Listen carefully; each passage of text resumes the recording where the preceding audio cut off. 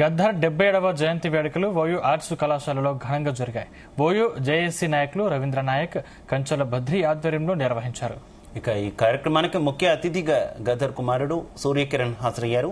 ఉస్మానియా యూనివర్సిటీకి ఒక గొప్ప చరిత్ర ఉందని ఓయూ విద్యార్థులు, ప్రొఫెసర్లతో కలిసి గద్దర్ ఎన్నో ఉద్యమాల్లో మమేకమయ్యారని గుర్తు చేశారు. తెలంగాణ ఉద్యమం కంటే ముందు అనేక సామాజిక ఉద్యమాలలో ఓయూ ఒక వేదిక అయిందన్నారు. ముఖ్యంగా తెలంగాణ ఉద్యమంలో ఓయూ విద్యార్థులు చేసిన పోరాటాలు, త్యాగాలు చాలా గొప్పవని సూర్యకిరణ్ పేర్కొన్నారు. మన చదువులను ఎప్పుడూ మానుకోవద్దు, మనం చదువుకోవాలి, ప్రజల భవిష్యత్తుకు ఉపయోగపడే విధంగా గ్రామాలకు వెళ్లి వారిని చైతన్యం చేయాలని గద్దర్ చెప్పేవారని గుర్తు చేశారు.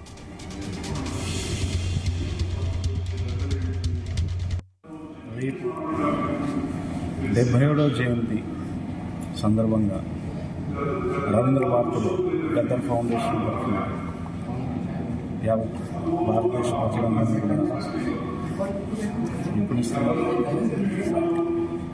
మీ గద్దరన్న చేసిన పోరాటం, మీతో కలిసి పంచుకున్న జ్ఞాపకాలు, అట్లాగే